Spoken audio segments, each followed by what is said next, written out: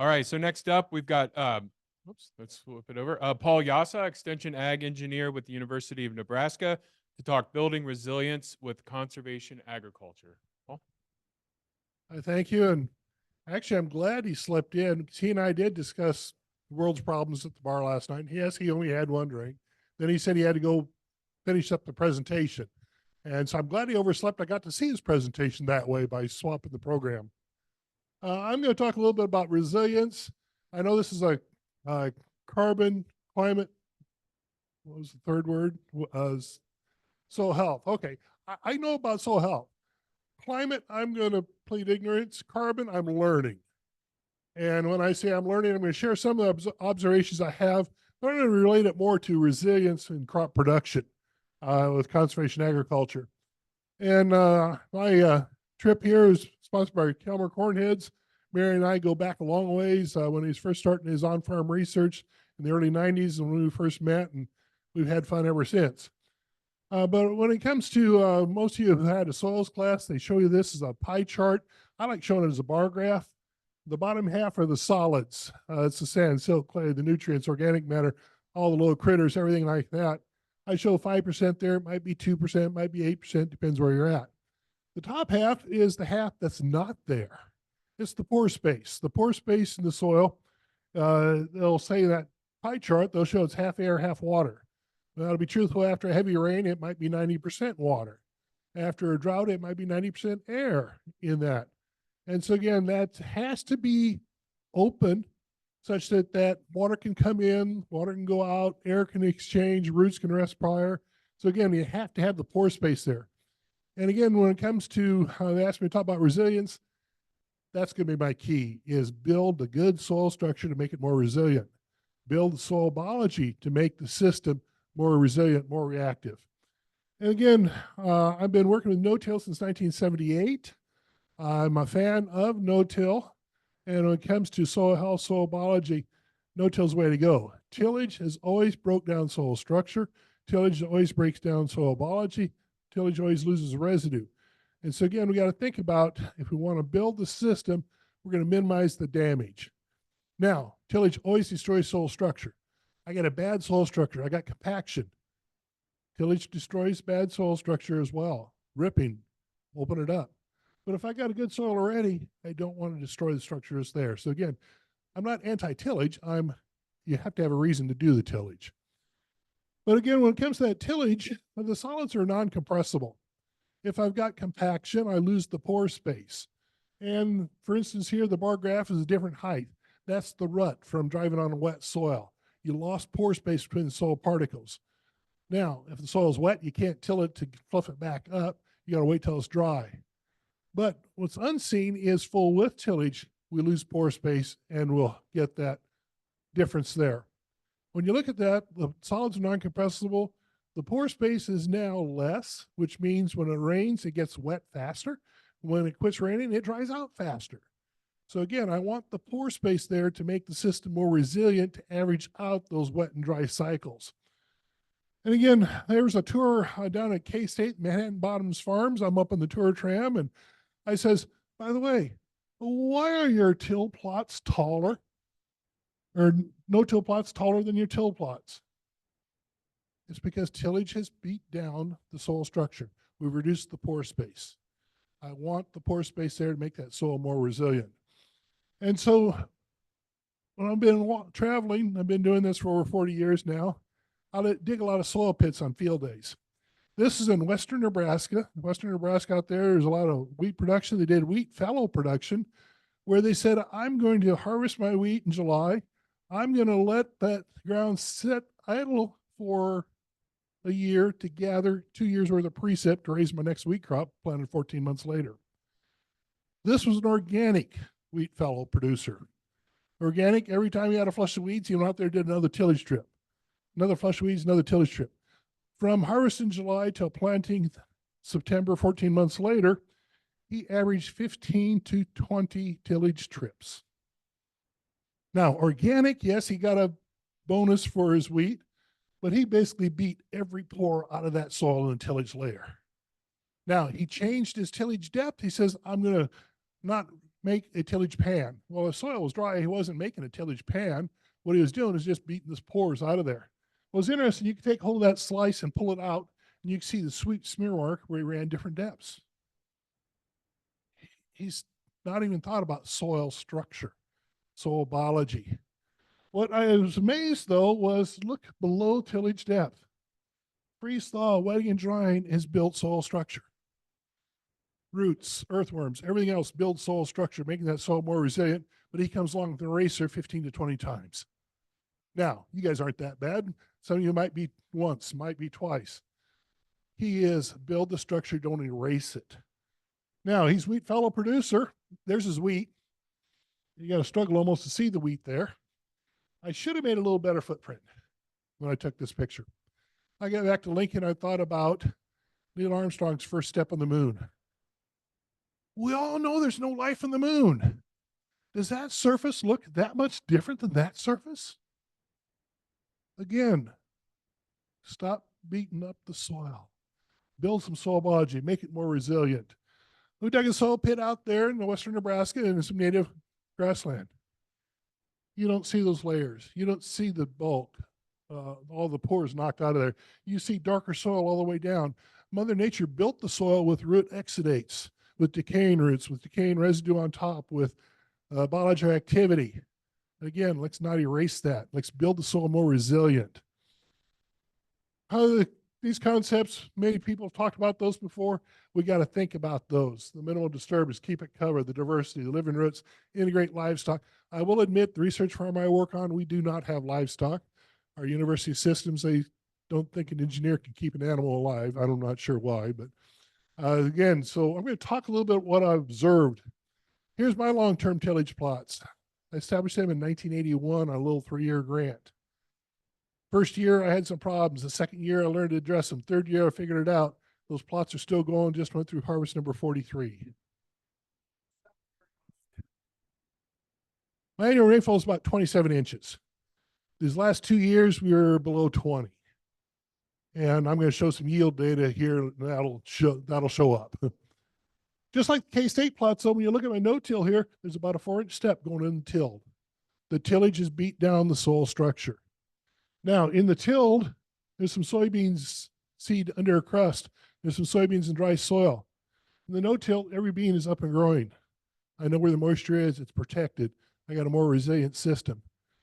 A lot of people say, when you go to no-till, you got to increase your seeding rate. No, we decrease our seeding rates because we get better stands in no-till. So again, we got to think about building resilience into the system. Resilience in the system, here's tile spade full of soil from the no-till and from the tilled. I should have lined them up 4 inches different.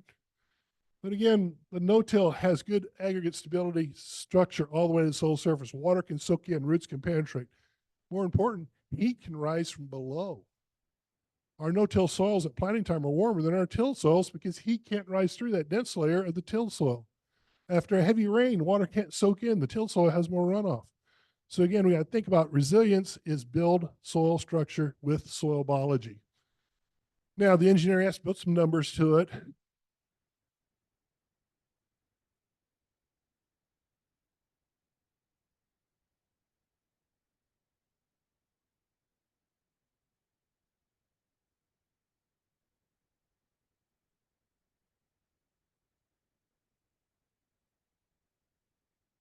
The way my plots are oriented, they're not running into the no-till. I make sure the plots drain away from each other. Yeah, infiltration. The no-till has infiltration from itself. Drier soils warm faster. And the soil structure allows the water to soak down. A tillage pan doesn't let the water soak down. So the top layer stays wet. It can rain an inch today. I can be planting tomorrow because it soaks down. And that top layer, I can go on it. Now, an engineer to put some numbers to it, bulk density. Again, I never took a soils class, but my friends tell me, they say an ideal soil is a 1.3. Our no-till is less dense than our tilled with long-term continuous no-till. Within the tillage layer, below the disking layer, a little denser.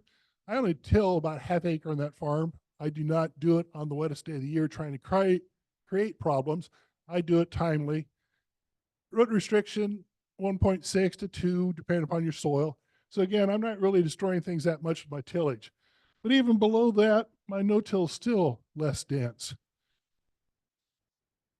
And here's an interesting, dug a soil pit right on the seam of the disc versus the no-till. Again, on top, you can see about a 4-inch height difference. When down below, you can see a mild tillage pan there. It's not a root restricting one. It's not really a water restricting one, but it does restrict a little bit of the activity there. And again, we got to think about stop creating that problem. Now, here's my only carbon slide for the carbon presentation. I found someone who owed me a favor, who had a getting soil probe and could go down 6 foot deep. So those bars there, it's 0 to 4 inches, 4 to 8, 8 to 16, 16 to 32, 32 to 48. That last set of bars is 4 foot to 6 foot.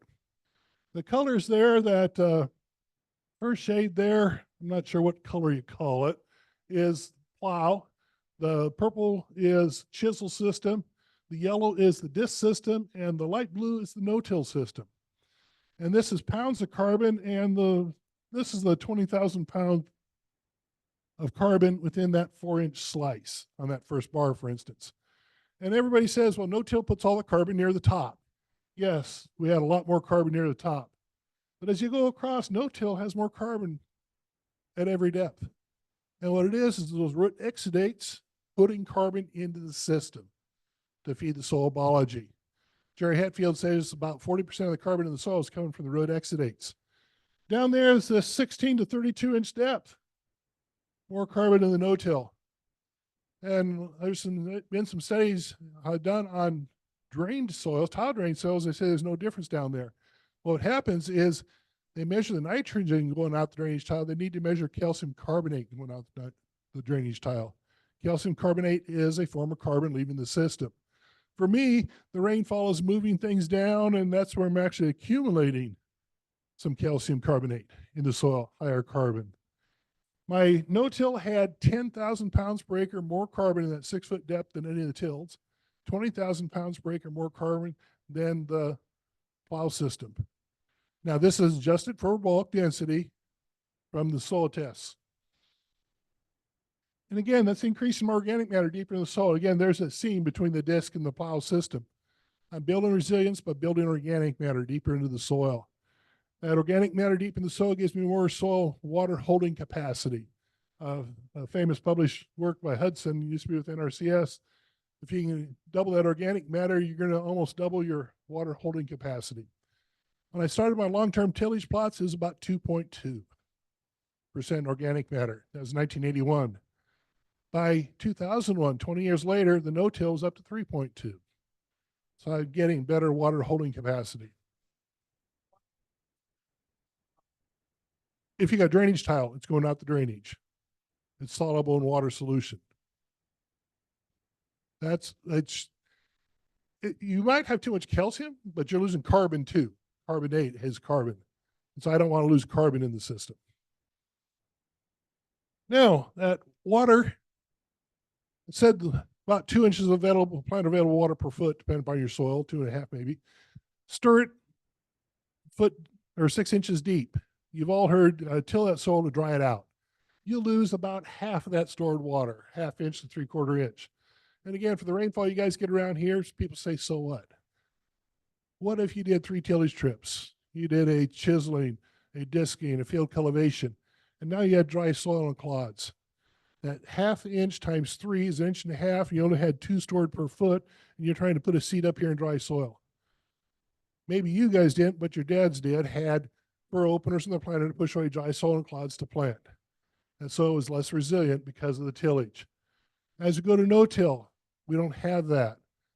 As we lost the residue, we had erosion, we lost nutrients, we lost soil, we had water running off. We had to think about making the system more resilient. I need to reduce the erosion, reduce the losses. And here's an example of the cover crop on a sloping soil. This is about a 10% slope, northeast Nebraska. 5-inch rain overnight. That's the concentrated flow area. With a cover crop on a long-term no-till field resilient, you don't see 5 inches of damage going down that concentrated flow area. He's built a resilient system, and that's what we need to do. And again, you do that by having residue out there to protect the soil surface. You need residue there year round, in my opinion. because I want to keep the sun and wind off the soil surface. A lot of people say I got to move the residue at planting time to make it warmer and drier. I don't care about those 2 weeks. I care about the 2 months of the summer, make it cooler and wetter. You need the residue in place. Norm Clocky used to be out at North Platte. He did, this is 2 different years, no crop versus a crop. He cuts the evaporation in half just by having a crop growing there. Now, everybody says, well, I grow a crop. No, I drove by a lot of bare fields. The evaporation is taking place right now. And if you got excess rain, that's probably okay. But every one of you, sometime during the season, wishes it would rain again, or you're complaining about a drought. Now, on this one, for instance, 14 or 15 inches, you can cut it almost in half. What if I plant a cover crop there to get the sun and wind off the soil surface and reduce my evaporation? My cover crop might use 3-4 inches of water. That's still a net savings of water.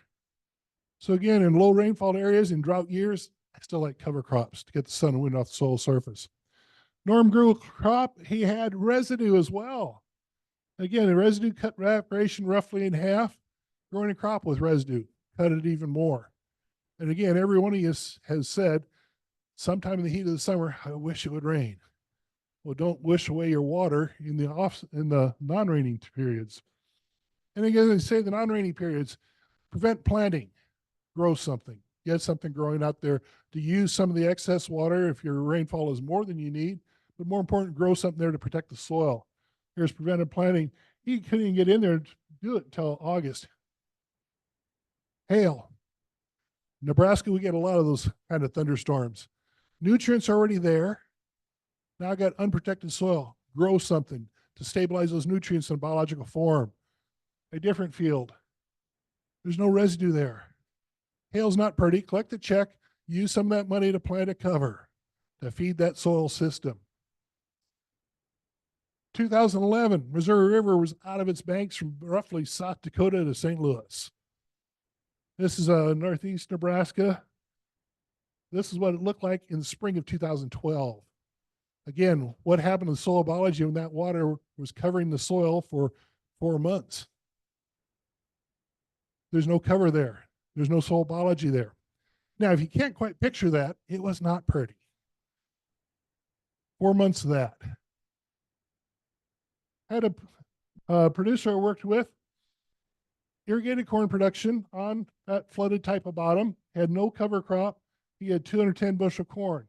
Where he put out 75 pounds of oats in late February, got about 6 weeks of growth before he planted his corn. He woke up the soil biology and created some residue, and he picked up 30 bushels of corn.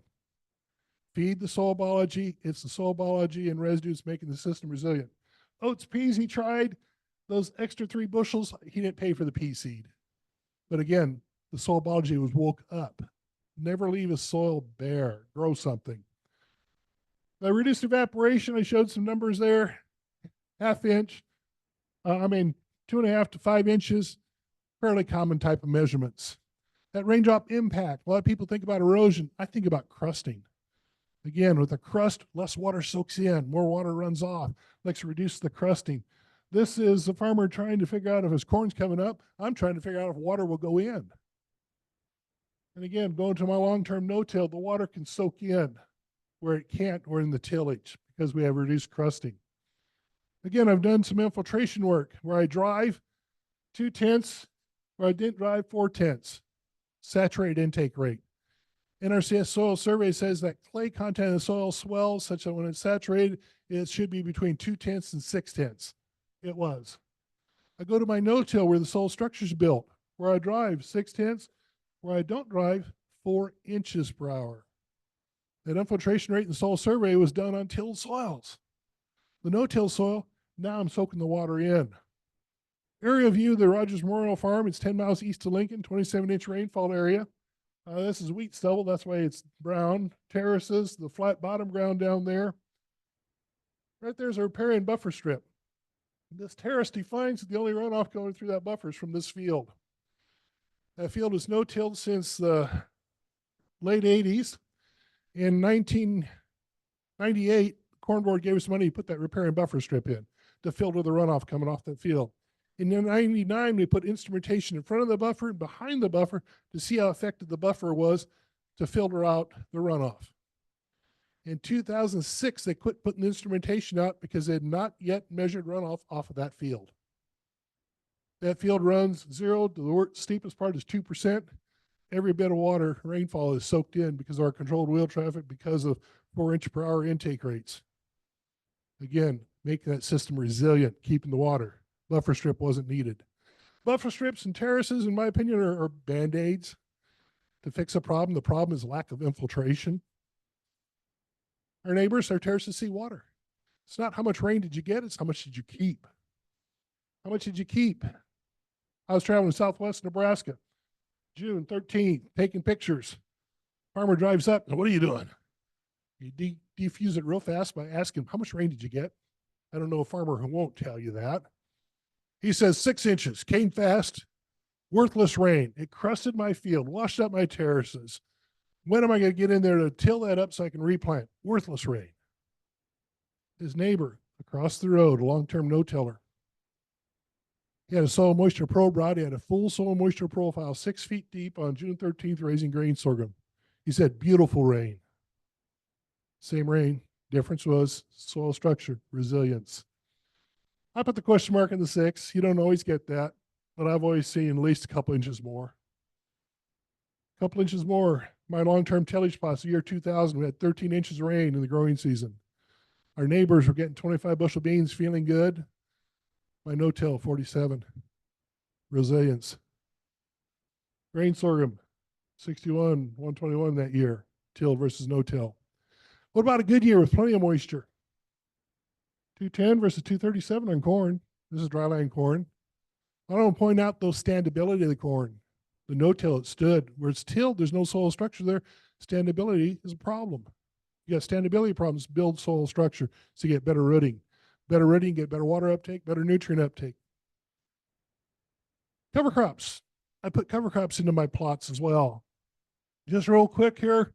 This first year, 2015 data, people say, why'd you grow a cover crop? You lost yield. I said, why'd you do tillage? You lost yield. 2018, the cover crop, I picked up yield. I had extra residue out there at a stress time of year that I didn't have here, and I definitely didn't have here. 2022 was the start of our drought. Our drought started roughly July 1.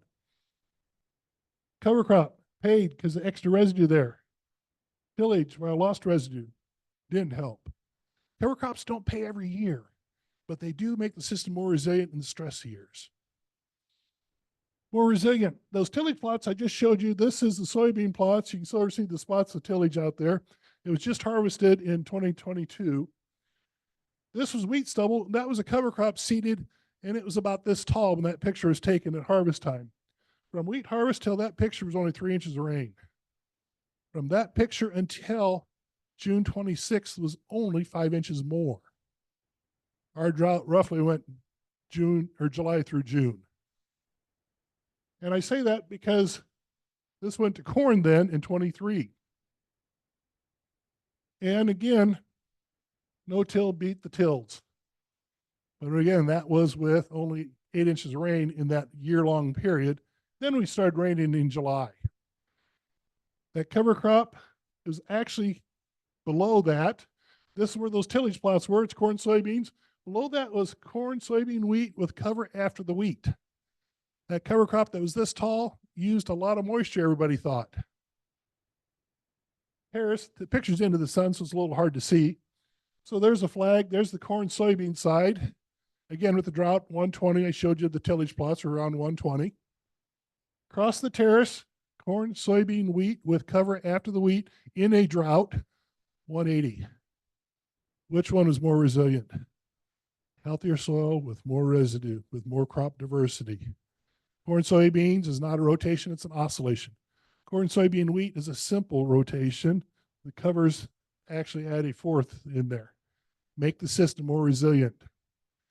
We've all seen the rainfall simulator before, I hope. The 3 on the left are tilled soil. The difference is add residue to reduce erosion, reduce crusting. This is a no-till soil without residue versus tilled soil without residue, aggregate stability. This is no-till with residue. Again, leave residue, build structure. To put a total to it, 5 to 12 extra inches. For me, with a 27-inch rainfall, that's worth money if I can keep all my water. Now, for you guys, some of you get 40, some get 50 almost. If you don't use those 5 to 12 extra inches of water that no-till saves you, fully growth corn and soybeans only takes about 25 inches. Anything more than that, you're either sending out the drainage tile or tilling it, dry it out. Why not grow it out? Use that water. If you're an irrigator, it costs about $20 an acre inch. If I can save 5 inches, I just got $100 an acre more. I'm a drylander. Corn responds 12 bushels per acre inch. That's 60 extra bushels of corn. Remember, that's 5 to 12 was the range. Soybeans, 17 bushels. The resilient systems. Guys out west used to be wheat fallow. They're continuous crop now, using the extra water. Guys down south, Oklahoma and Kansas, used to be wheat fallow. They went to continuous crop. They went to double crop, using the extra water. You have to intensify your cropping system to save the water that no-till saves. If you were corn soybeans before with tillage, you switch to corn soybeans with no-till, you're going to complain about cold, wet soils because you're not using your water. South America, Ralph Derp says, grow cover crop, build the soil, add carbon, add biomass, use the water. Again, from Ralph Derps, what no-till soil looks like. A couple of visitors, United Kingdom, at our research farm. That's about 200 bushel corn residue. Soil biology at work. Residue standing up, we're planting. When I went out to disc my till plots, pulled up corn stalk, my no-till plots, pulled up corn stalk, held them up. The one on the left is the disc plot. The disking has killed the soil biology. The one on the right, soil biology, is decaying the roots from below, releasing the nutrients, putting it back in the system, feeding the soil biology. When I plant down the old row, I don't roll out root balls because root balls are gone, cycled into the system. The residue is now contacting the soil, and my soil biology is eating up 200 bushel corn residue. So again, build the soil biology and make the system resilient. Do it with increased rotation, more crops, livestock manure, cover crops. Again, livestock manure, great addition to add soil biology to the field. So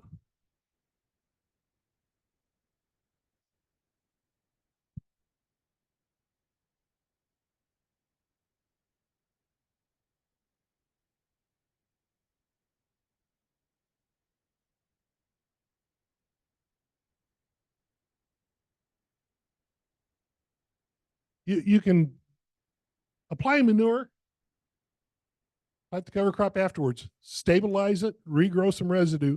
And what you're doing then is going to take that manure nutrients and put it in a non-losable form by putting it in a biological form.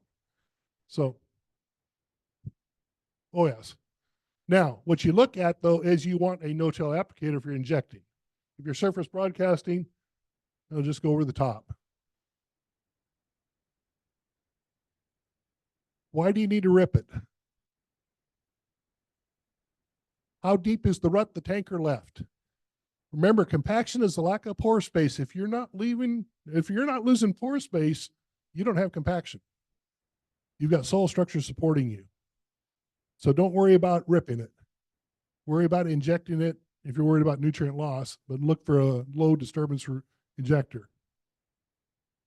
Again, I'm feeding my soil livestock. Cover crops, you can feed the steak livestock. But again, we think about a growing plant out there. Here's about 220 bushel corn.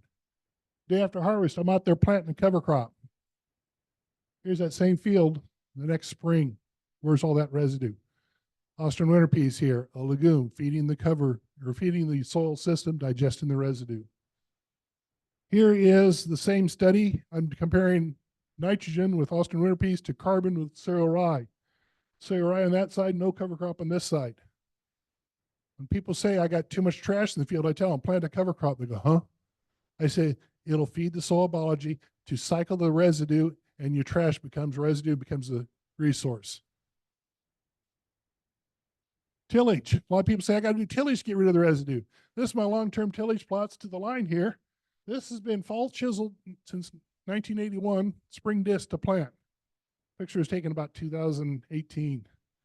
This side is no-till since 1981. with cover crops since 2007. Tillage does not get rid of residue. Soil biology cycles residue. That's what makes the system resilient.